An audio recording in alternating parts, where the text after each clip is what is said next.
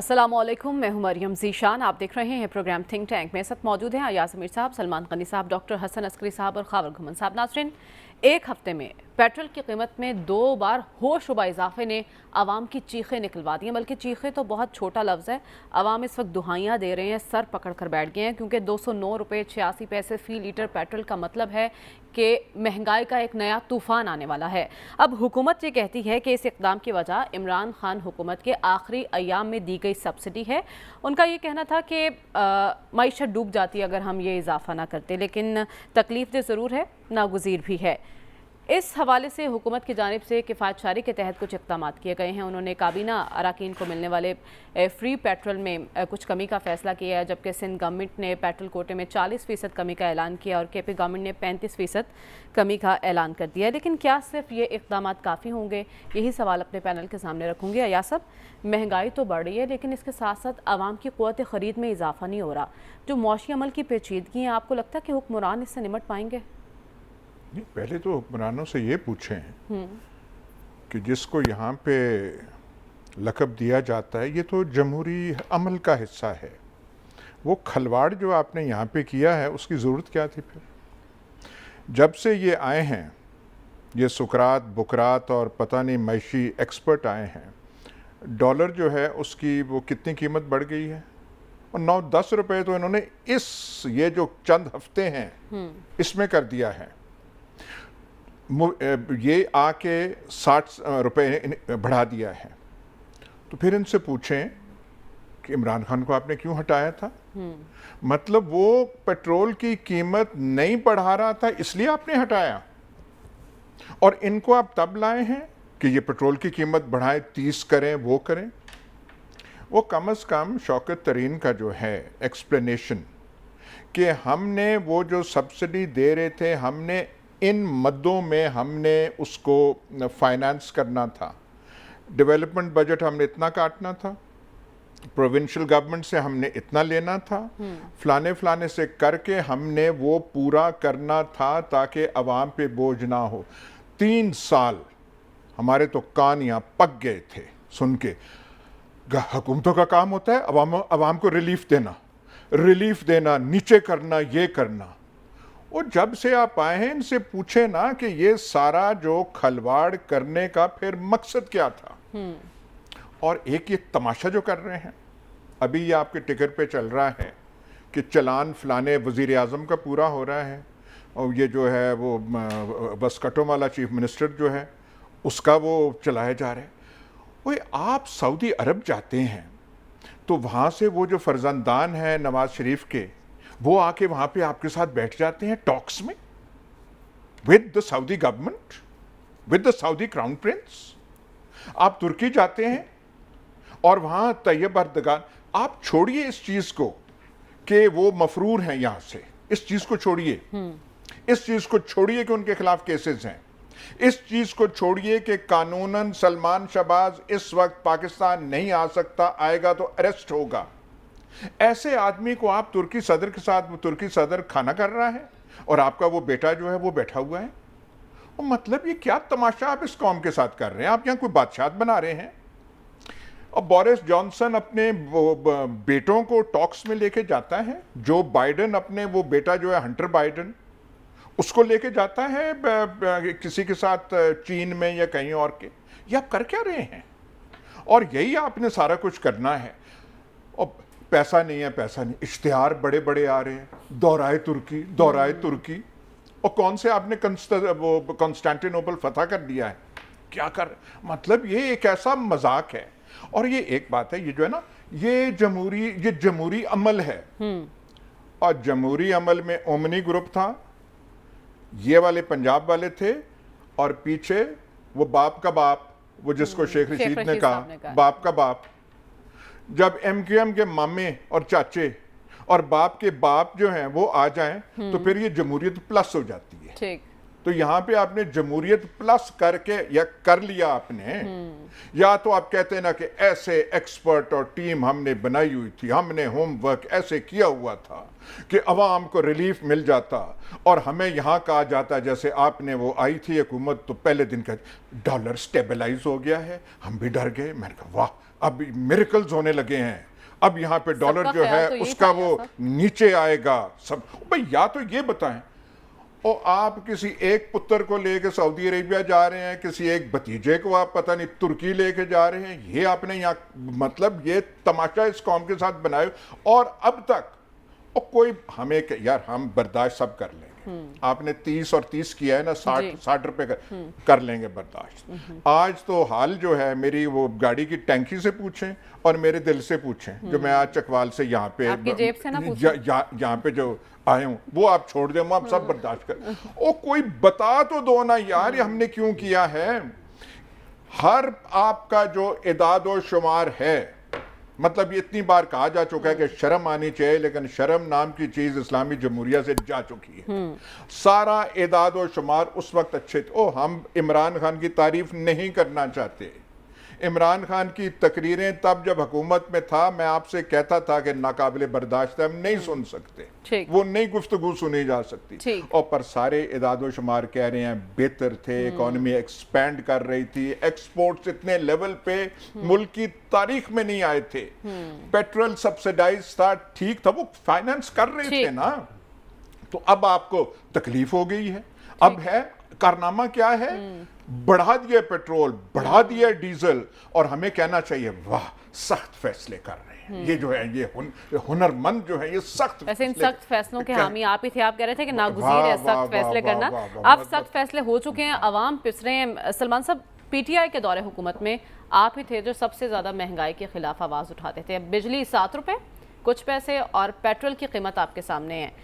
کیا ہو رہا ہے یہ سب, عوام کا ریلیف کدھر ہے جو اس حکومت نے دینا تھا, اور کفایت چاری مہم جو اپنی طرف سے شروع کی ہے وزیر اعظم صاحب نے, کیا یہ حقیقی ہے یا نمائشی ہے؟ سر دیکھیں مریم, میں نے کبھی اپنا موقف تبدیل نہیں کیا. یہ اچھی بات ہے, یہ بری بات ہے. اور جہاں تک مہنگائی, بے روزگاری, غربت کی بات ہے, تو میں یہ بات پہلے بھی کرتا رہا ہوں, میں نے لاسٹ ویک بھی کی تھی. اور لاسٹ ویک سب سے زیادہ زور کس کی طرف سے تھا کہ فوری طور پہ یہ فیصلے کرنے چاہیے. یہ فیصلے کیے کس نے تھے, یہ کھلواڑ کھیلا کس نے تھا, لایا کس لیے تھا؟ کوئی غیر آئینی تھا, تو کوئی غیر سیاسی تھا, کوئی غیر جمہوری تھا, کہ جنہوں نے فیصلہ کیا. اور یہ تو قیمت ابھی 217 روپے پر لیٹر پہ دستخط ہوئے ہیں. میرا نہیں خیال کہ جب آپ نے یہاں تک لے آئے 2208 تک, تو باقی بھی گھونٹ بھر لیتے. کہ بات یہ کہ جس وجہ سے یہ کیا گیا ہے, قطع نظر اس بات کے کہ اس پہ معاہدے پہ دستخط کس نے کیے تھے, کیوں کر کیے تھے, اور پھر سارے اس معاملے کو ڈبونے کے لیے آپ نے 10 روپے کی کمی کی تھی. یہ کوئی نیا کام تو نہیں ہونے گیا. اور بات یہ کہ اگر آپ پیٹرول پر بجلی گرائیں یا بجلی پر پیٹرول گرائیں, آگ تو بھڑکے گی, اور آگ بھڑک رہی ہے. اور اس سارے عمل میں متاثرین کون ہوں گے؟ وہ پاکستان کے عوام ہوں گے, 99% عوام. اور اگر اس میں کسی نے کوئی خاموشی اختیار کیا تو وہ ایک بڑا محدود سا طبقہ ہے, عمرہ کا طبقہ, جسے ہم پاکستان کی اشرافیہ کہتے ہیں. اور میں ہمیشہ یہاں پر آئی ایم ایف کو اس لیے ٹارگٹ کرتا ہوں کہ وہ آئی ایم ایف جب پاکستان کی حکومتوں سے, ان حکومتوں سے جو پاکستان کے اندر تبدیلی سرکار تھی, جنہوں نے پاکستان کے عوام کو ریلیف فراہم کرنی تھی, پاکستانی عوام کو پتہ چلنا چاہیے کہ یہ آئے کیسے تھے, کیوں کر لائے گئے تھے, کہتے کیا تھے.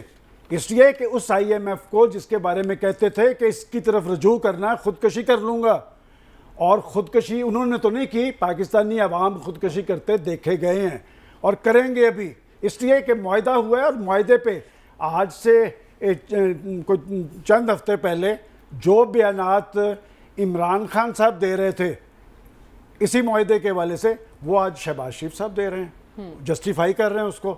اور ماضی کے اندر بطور اپوزیشن لیڈر جو بیانات شہباز شریف صاحب دے رہے تھے مہنگائی کے حوالے سے, آپ اٹھا کے دیکھ لیں, اگر کوئی لفاظی میں تبدیلی ہو, وہی بیانات تو آج عمران خان صاحب دے رہے ہیں. اس کا مطلب مجرم یہ سارے خود ہیں, سیاستدان. اور پھر حکومتیں بدل گئی, لیکن عوام کے حالات تو نہیں بدلے. عوام کے حالات, افسر شاہی کی مراعات میں کوئی کمی آئی؟ میں آپ کو یہ بتا دوں, دیکھیں بات یہ کہ پہلے تو یہ بات ختم کر لینا کہ جی اس آئی ایم ایف نے آج تک کیا پاکستان کی حکومتوں کو یہ کہا ہے کہ آپ قدغن لگائیں پاکستان کے اندر بڑے بڑے بنگلوں پہ, بڑی جاگیروں پہ, بڑی کاروں پہ, اور اگر بڑی جاگیروں, بڑے بنگلاز پہ ٹیکس بھی لگتا ہے تو پھر وہ واپس ہو جاتا ہے بڑی خاموشی کے ساتھ. IMF نے ٹارگٹ کیا ہے پاکستان کے کروڑوں عوام کو, اور پاکستان کے اندر جمہوریت ہے, اور یہ کیسی جمہوریت ہے جس میں جمہور جو ہیں وہ خودکشی پہ مجبور ہیں, ان کا چولہا جل نہیں رہا. تو میں نے کوئی آ کے ہفتہ وار اپنا موقف تبدیل نہیں کرتا. اب آ جائیں کہ جی پرائم منسٹر صاحب نے کہا جی کفایت شہری کے تحت کچھ اقدامات لے رہے. میں نے لاسٹ ویک یہ بات کہی تھی کہ 93,000 افسران ہیں, اربوں روپے کے اخراجات ہیں ان کے, پیٹرول کے, بجلی, میں تنخواہوں سیلریز کی بات نہیں کر رہا, میرے پاس وہ اعداد و شمار سارے موجود ہیں, اور وہ کن طبقات سے ہیں سب کو پتہ ہے. اب جو پرائم منسٹر صاحب نے کہا کہ یہ کرنا پڑے گا, اس پہ قدغن لگے گی, اچھی بات ہے, وہ سندھ گورنمنٹ نے بھی کر دیا اور یہاں بھی کیے جا رہے ہیں. لیکن ایک میں بات بڑے وثوق سے آپ کو کہتا ہوں کہ جب بھی اس طرح کی پابندی لگی ہے نا, اس پیریڈ پہ اس پہ عمل درآمد نہیں ہوا. جناب پرائم منسٹر جب پنجاب کے چیف منسٹر تھے تو میں یاد کرواتا چلوں, انہوں نے ایک پابندی لگائی تھی کہ ان کے وزراء اور سرکاری افسران ایک سے زیادہ گاڑی نہیں رکھیں گے, اور میں نے اسی وقت ان کو نشاندہی کی تھی کہ ہر افسر 3-3 4-4 گاڑیاں.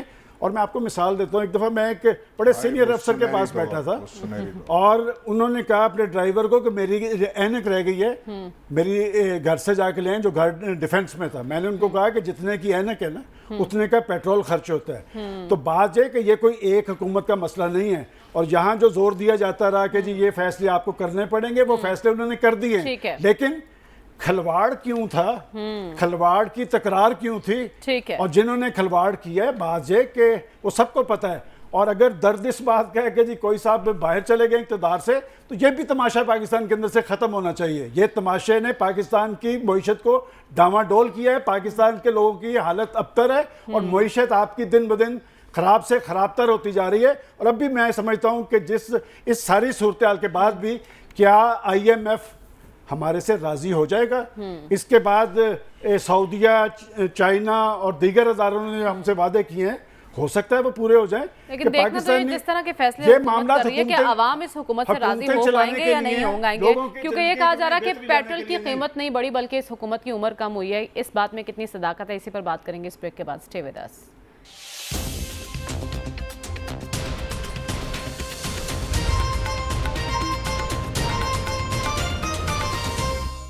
ویلکم بیک ناظرین. حکومت کے سخت معاشی فیصلوں سے عوام کی مشکلات میں اضافہ ہوا ہے. ڈاکٹر صاحب, عوام کی مشکلات بڑھتی جا رہی ہیں. IMF سے قرض کی منظوری کے بعد اس حکومت کا مستقبل کیا ہوگا اور معیشت کو کس حد تک سنبھالا ملے گا؟ دیکھیے, حکومت کا مستقبل تو معنی نہیں رکھتا. آپ عوام کے اور اس غریب آدمی کے مستقبل کی بات کیجئے جو کہ 15 سے 20 ہزار روپے مہینے تنخواہ لیتا ہے یا بھاگ دوڑ کر کے کما لیتا ہے. اس کا مستقبل کیا ہے؟ حکومت میں جو لوگ ہیں ان کا مستقبل سیف ہے, سیکیور ہے. ان کے مستقبل کو کیا ہے؟ پاکستان میں حالات خراب ہوں گے, پاکستان سے باہر چلے جائیں گے. یہی تو ہمارے سیاسی نظام کی خوبی ہے کہ جو لوگ پاور پوزیشن پہ ہوتے ہیں ان کو کوئی فرق نہیں پڑتا. انہوں نے اپنا ایک سیف ہیون اپنے لیے دوسرے ملکوں میں کریٹ کیا ہوا ہوتا ہے. یہی وجہ ہے کہ ان کی کمٹمنٹ ڈاؤٹ فل ہے. پاکستان میں اپریل میں گورنمنٹ چینج ہوئی تھی نا, اپریل کے مڈل سے لے کر آج تک جو کچھ ہو رہا ہے اور جو کچھ ہم دیکھ رہے ہیں, اس سے پاکستان کی سیاست اور معاشرت میں دو ایسے رجحانات ابھرنا شروع ہوئے ہیں. اگر وہ بڑھتے رہے تو اس کے نتائج پاکستان کی معاشرتی ہم آہنگی اور سیاسی استحکام کے لیے بڑا خطرہ بن سکتا ہے. اور وہ پہلا رجحان ہے جس کو ہم کہتے ہیں ہوپ لیسنس, ایک نا امیدی. عام آدمی کے لیول پہ آپ کو وائلنٹ ری ایکشن اس لیے نظر نہیں آتا کہ نا امیدی ہے کہ کچھ نہیں ہوگا, کوئی ہم تبدیل نہیں کر سکتے. جو صاحبان اقتدار و اقتدار ہیں وہ حکومت کا بھی مذاق اڑاتے ہیں, نظام کا بھی مذاق اڑاتے ہیں, عام آدمی کا تو مذاق اڑاتے ہی ہیں. اور اگر یہی پیسے پچھلی حکومت یعنی عمران خان کی حکومت ہوتی اور اس نے بڑھائے ہوتے تو کیا مفتاح اسماعیل, پرائم منسٹر شہباز شریف اور PMLN کا رد عمل وہی ہوتا جس رد عمل کا اظہار انہوں نے پچھلے 24 گھنٹے کے اندر کیا ہے؟ تو یہی تو میرا پوائنٹ ہے کہ پاکستان میں سچ اور اصول کوئی چیز نہیں ہے, بلکہ مجھے کیا سوٹ کرتی ہے. تو ایک تو پاکستان میں ٹینڈنسی ہے عام آدمی کے لیول ہوپ لیسنس, نا امیدی کہ ہمارا مستقبل کچھ نہیں ہے. دوسری ٹینڈنسی جو پاکستان میں اس وقت بننا شروع ہو گئی ہے اپریل کے بعد سے, اس کو ہم کہتے ہیں ایلینیشن، پولیٹیکل ایلینیشن، سیاسی عدم وابستگی۔ سیاسی عدم وابستگی کا مطلب یہ ہوتا ہے کہ عام آدمی کا لگاؤ سیاسی اور معاشرتی نظام سے کم ہو جاتا ہے، لہٰذا اگر وہ احتجاج نہیں کرتا تو اس کا مطلب یہ نہیں ہے کہ وہ حکومت کے حق میں ہے، بلکہ وہ اتنا نا امید ہو گیا ہے کہ کل کو اگر اس سیاسی نظام کو کوئی نقصان پہنچانے کی کوشش کرے گا تو عام آدمی اس کو ڈیفینڈ کرنے کے لیے کھڑا جو ہے وہ نہیں ہوگا۔ تو میرا خیال یہ ہے کہ ہمارے سیاسی لیڈران کو سچویشن کو سمجھنا چاہیے، ذاتی انا اور ذاتی فائدوں سے ایک طرف رکھ کے عوام کی طرف توجہ دیں، اور اگر ایسا نہیں کریں گے تو میرے نزدیک یہ بے معنی ہوگا کہ شہباز شریف پرائم منسٹر ہے یا کوئی اور پرائم منسٹر ہے۔ ہم اس تقسیم سے بے معنی، ہمارے عہدے بے معنی ہو جائیں گے، ہمارا نظام جو ہے وہ بس اسی طرح چلتا رہے گا جس طرح اور بہت سے افریقہ کے ممالک میں لگ بھی رہا ہے کہ عوام چلتا سیاست سے اب مایوس ہو چکے ہیں۔ لیکن خاور، ہم دیکھ رہے ہیں کہ پی ٹی آئی کے جو رہنما آج تنقید کر رہے ہیں مہنگائی پر، چند مہینے پیچھے چلے جائیں تو وہ یہ جواز پیش کرتے تھے کہ عالمی منڈی میں پیٹرول کی قیمتیں بڑھ رہی ہیں، اس لیے ہمیں بڑھانی پڑ رہی ہیں۔ آج اگر پی ٹی آئی کی گورنمنٹ ہوتی تو کیا نتیجہ مختلف ہوتا؟ دیکھیں، یہ تو ایک مفروضہ ہے۔ پی ٹی آئی والے یہ کہتے ہیں، جس طرح ابھی بات کر رہے تھے یاسر صاحب، کہ پی ٹی آئی والے یہ کہتے ہیں کہ ہم نے بندوبست کیا ہوا تھا کہ کہاں سے پیسے نکالنے اس پیٹرول کو سبسیڈائز کرنے کے لیے۔ اب ظاہر ہے وہ نہیں ہے تو وہ بات کرنے کے حق بجانب ہے کہ ہم کر سکتے تھے، اب تو ہم نے نکال دیا تو آپ سنبھالیں۔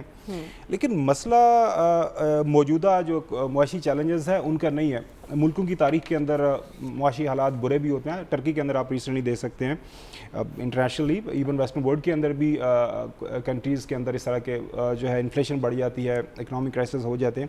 مسئلہ ہمارے اس وقت سسٹم کا جو ہے اس کے لیجیٹیمیسی کرائسس کا ہے، اور ہم جو کینسر زدہ سسٹم ہے اس کو ٹھیک کرنے کے لیے پیناڈول کا استعمال کریں۔ موجودہ جو اس وقت جو پارلیمان ہے، اسی پارلیمان کے حوالے سے تمام جو اس وقت سیاسی جماعتیں حکومت کا حصہ ہیں وہ کہتی رہی ہیں کہ یہ ایک ریگڈ سسٹم ہے، ریگڈ اسمبلی ہے، اس کے ذریعے جتنے فیصلے ہو رہے ہیں، فیصلہ سازی ہو رہی ہے، اس کی کوئی قانونی حیثیت نہیں ہے۔ ہمیں نئے الیکشن کی طرف جانا ہے تاکہ نظام صاف ہو۔ اب اس کے بعد ہم نے دیکھا ایک چمتکار ہو گیا۔ میں نہیں جاتا کہ اس کانسپریسی تھیوری کے پیچھے کون باپ کا باپ تھا، کون کسی کا ماما چاچا تھا، کیا تھا، کچھ ہو گیا، سسٹم ہو گیا، آ گیا نیا۔ اب وہ پولیٹیکل پارٹیز جو کہہ رہی تھی کہ ہم نے الیکشن میں جانا ہے، وہ کہہ رہی ہیں کہ ہم نے حکومت کرنی ہے اور ہم نے اپنا وقت پورا کرنا ہے، اور اس کے لیے ہمیں جو ہے بالکل ہماری حکومت کو جائز حکومت مانا جائے۔ اسی حکومت پی ٹی آئی کی حکومت کے خاتمے سے پہلے مریم، ہم نے مہنگائی مارچ مریم صاحبہ کی طرف سے ہم نے دیکھا، بالکل ہم نے P T I M F کے اگینسٹ بلاول بھٹو زرداری کا مارچ ہم نے کراچی سے اسلام آباد دیکھا۔ ہم نے جو تمام ان کے جو وزراء ہیں، مفتاح اسماعیل ہوں، احسن اقبال صاحب ہوں، محترم شہباز شریف صاحب ہوں، ایون حمزہ شہباز، سارے یہ لوگ حکومت کو ٹارگٹ کرتے تھے کہ ان سے گورننس نہیں ہو رہی، مہنگائی ہے، برا حال ہو گیا ہے۔ اب بنیادی طور پر تو میڈیا والے یا عام لوگ یہی پوچھ رہے ہیں، جناب اعلیٰ آپ نے یہ کہا تھا، آپ کی حکومت آ گئی ہے تو اب یہ کیا وجہ بن گئی کہ ساری مہنگائی ہو گئی ہے؟ اس سارے معاملے سے نکلنے کے لیے جو میں نے کہا کہ اس کینسر زدہ سسٹم کو اگر آپ نے ٹھیک کرنا ہے تو اس کے لیے آپ کو کیمو تھراپی چاہیے، پیناڈول سے گزارا نہیں ہوگا۔ کیمو تھراپی کیا ہے میرے نزدیک؟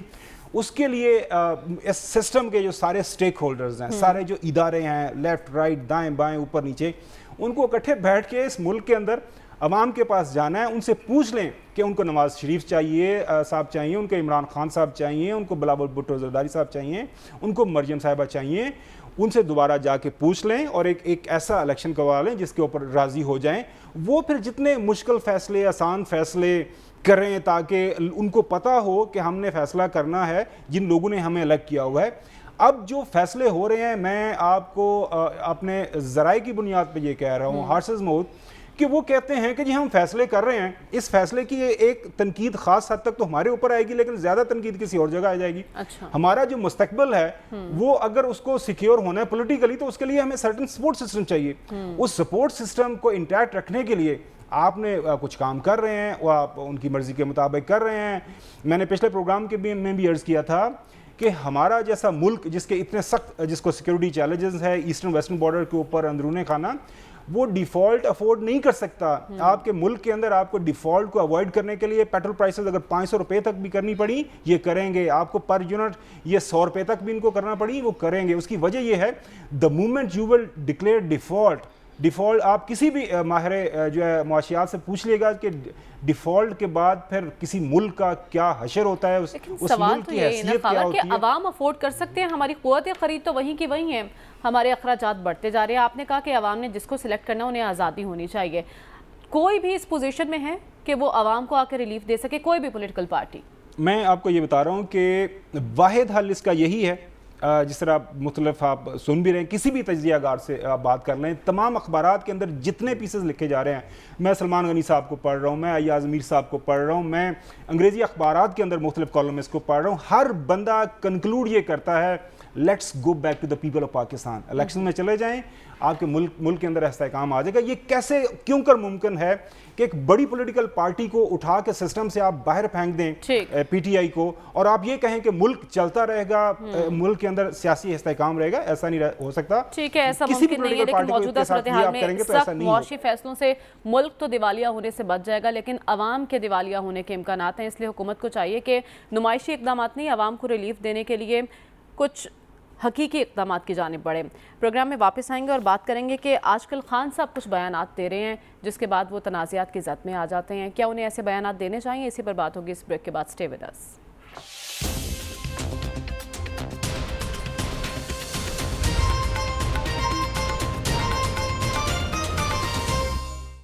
ویلکم بیک ناظرین. عمران خان صاحب آئے روز انٹرویوز دے رہے ہیں اور جلسے کر رہے ہیں اور بار بار نیوٹرلز کو مخاطب کرتے ہوئے کہتے ہیں کہ آپ نیوٹرل رہیں بسم اللہ, لیکن سب جانتے ہیں کہ طاقت آپ کے پاس ہے. اور اس کے علاوہ ایک اور انہوں نے متنازع بیان دیا جس پر کافی واویلا بھی مچا. لیکن ایاز صاحب, آپ کو لگتا ہے کہ کیوں مخاطب کر رہے ہیں خان صاحب بار بار نیوٹرلز کو, اور جیسا کہ وہ کہہ رہے تھے کہ میں نکلوں گا تو زیادہ خطرناک ہو جاؤں گا, کیا واقعی وہ خطرناک ہو چکے ہیں؟ نہیں, آپ جو کہہ رہی ہیں نا نیوٹرل سے کیوں لے رہے ہیں, یہ جو برطانوی جمہوریت کا حصہ ہے جو ہمیں یہاں سنایا جاتا ہے کہ یہ نو کانفیڈنس موشن ہے, وہ بچے کو نہیں پتا یہ نو کانفیڈنس موشن کیسے آیا. کوئی شک رہ گیا. پاکستان میں پہلے جو اقدامات ہوتے تھے اس میں وہ جو پنجابی کا لفظ ہے کوئی چھپاندرا رہ جاتا تھا. یہ ایسا بریلینٹ ایک موو ہوا ہے کہ پورے پاکستان میں پھیلا ہوا ہے. یہ ہوا کیسے ہے؟ جب دیکھتے ہیں شہباز شریف کو, ہمارے وردی پرائم منسٹر, اور پھر جو ایف آئی اے کیس دیکھتے ہیں, پھر وہ جو سوٹ پہن کے وہ گئے ہوتے ہیں وہاں پہ ترکی, اور ایک وزیر عمران خان جاتا ہے وہاں پہ ٹرکش پریزیڈنٹ کھڑا ہوتا ہے, یہ جاتے ہیں ایک وزیر وہاں پہ آگے, لیکن یہ پھر بھی خوش وارے نیارے ہو گئے ہیں. وہ ان کی تو ہنسیاں جو ہے بچیں جو ہے نہیں کر رہے.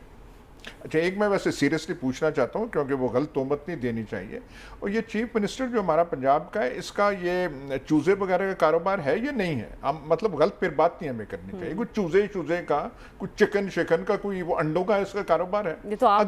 اگر ہے وہ یار کون سا, مجھے کوئی وزیر اعظم بتا دیں, بورس جانسن, جو بائیڈن, کوئی اور جن کے کاروبار ہیں اس طریقے سے. اور شوگر مل اس چیف منسٹر کی ہے, یہ جو روز بس کٹیں تھوڑی سی چینج کر دی ہیں ویسے, وہ پہن کے آ جاتا ہے.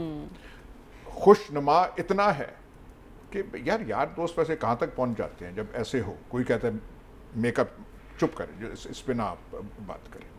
یہ ساری جو باتیں ہیں, تماشا ہے کہ یہاں پہ لگائے. اور یہ جو ہم جو رو رہے ہیں عوام کا, یہ ہے عوام, اوہو ان کے چہرے آپ دیکھیں, بیٹے کو یہاں لگا دیا چیف منسٹر, بھتیجوں کو سعودی عرب بلا لیا, بیٹے کو ترکی کر لیا, اور نیب قانون میں چینج لے آئے یا نہیں لے آئے قوم کو پتہ بھی نہیں ہے کہ ایکچول کیا لے آئے ہیں. وہ جو 90 دن ریمانڈ ہوتی تھی وہ 14 دن ہو گئی ہے. وہ جو یہ تھا کہ 14 دن میں آپ نے کیس تیار کرنا ہے, وہ 1 سال ہو گیا ہے. انہوں نے اپنا مطلب نکال لیا ہے. وہ ڈاکٹر رضوان بیچارہ اگلے گھر جو ہے اس کے درجات بلند ہونے, اس نے کیس پریپیئر کیا تھا.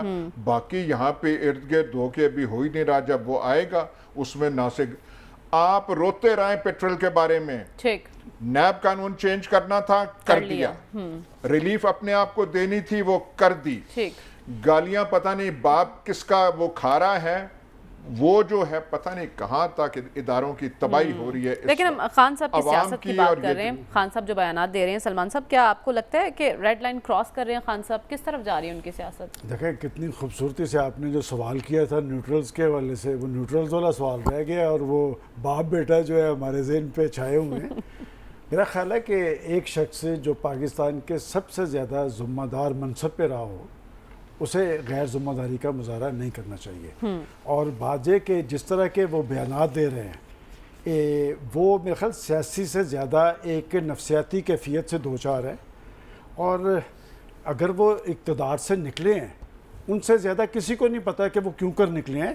اور جو نیوٹرلز کی بات کی گئی ہے کہ یہاں پر ایک کھیل ہوا جس کے نتیجے میں یہ آ گئے, تو وہ 2018 والا کھیل ہمیں اس پروگرام میں بتایا گیا. مجھے تو نہیں پتا تھا کہ یہ پھٹے اور یہ سیڑھیاں یہ کیسے لگتے ہیں. دیکھیں بات یہ کہ نیوٹرلز کا رول تھا ہے, لیکن یہ کہ اجازت کسی شخص کو نہیں دی جا سکتی کہ وہ شخص اگر اقتدار سے نکل گیا تو وہ کہتا ہے کہ جی ملک دیوالیہ ہو جائے گا, ایٹم بم ختم ہو جائے گا, فوج ختم ہو جائے گی.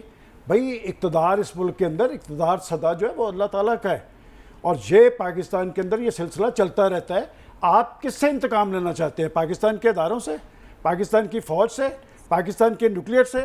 بات یہ کہ اگر آپ میں کوئی اہلیت ہوتی تو یہاں تک نوبت کیوں پہنچی؟ بات یہ کہ یہاں تک نوبت کیوں پہنچی کہ اپنے ہاتھوں کے تراشے ہوئے پتھر کے سلم اپنے بت خانوں میں بھگوان بنے بیٹھے ہیں, اور وہی کہہ رہے ہیں, وہی الزام لگا رہے ہیں. کس کو کہا تھا میر جعفر؟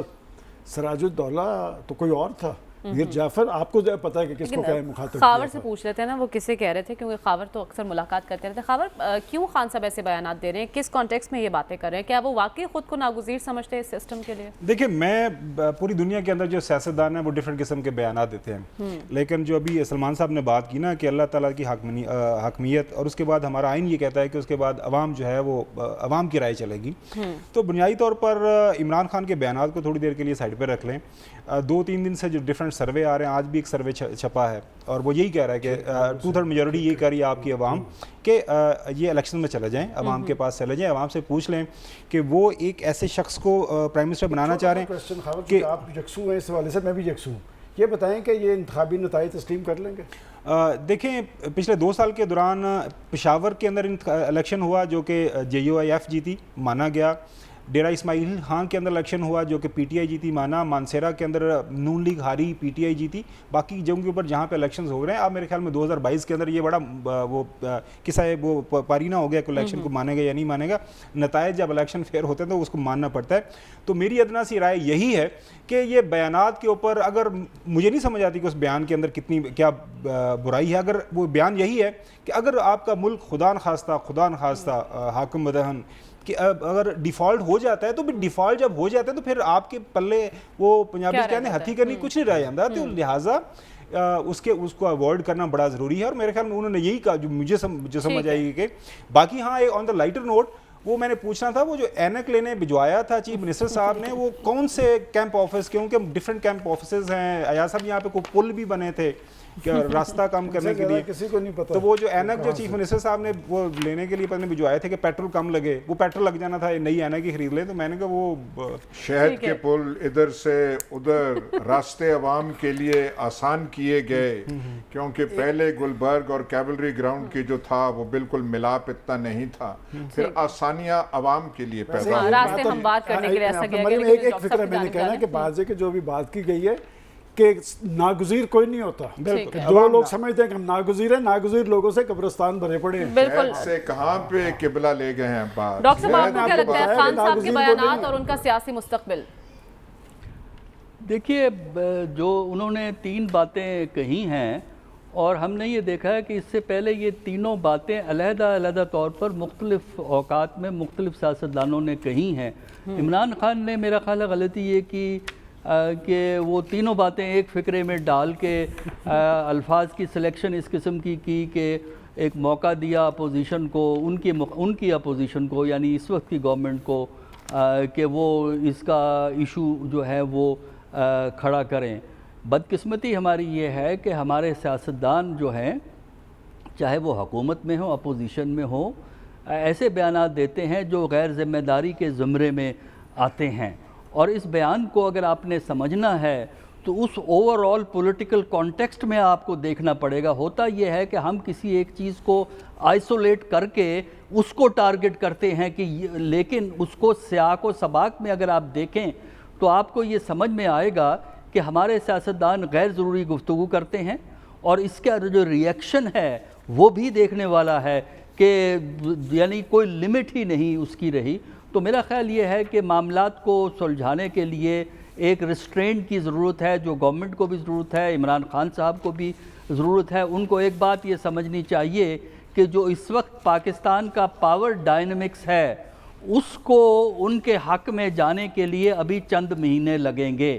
ان چند مہینوں کے اندر جو عدم وابستگی کے رجحان کی میں نے بات کی ہے اور جو ہوپ لیسنس کی بات کی ہے, اس کو مینیج کرنا دونوں کے لیے ضروری ہے, ورنہ یہ بھی ہو سکتا ہے کہ اس سے ایسے رجحانات اس ملک میں پیدا ہوں کہ ان دونوں کو, یعنی اس وقت کی اپوزیشن کو, اس وقت کی حکومت کو جو ہے وہ نقصان ایکول طور پہ پہنچے. لہذا دانش مندی سے معاملات کو ایڈریس کریں ورنہ شاید سچویشن دونوں کے ہاتھ سے نکل جائے گی. ٹھیک ہے, یعنی ہمیں کوئی پرواہ نہیں ہے, ہمارے خلاف کیسز ختم ہونے چاہیے, کیسز کمزور ہونے چاہیے, نیب قانون فنا ہونا چاہیے. باقی جو ہے مجھے اقتدار چاہیے, ملک دیوالیہ بالکل آپ کی بات صحیح ہے کہ یہی اس ٹھیک ہے, لیکن ڈاکٹر صاحب کی گفتگو سے یہ نتیجہ نکلا کہ دونوں جانب ہوش کے ناخن لینے چاہیے, نہیں تو دونوں کے لیے خسارہ ہی خسارہ, اور سب سے زیادہ نقصان تو عوام کا ہی ہونا ہے. آج کے پروگرام سے اجازت دیجیے, آپ سے انشاءاللہ کل ملاقات ہوگی. اللہ حافظ.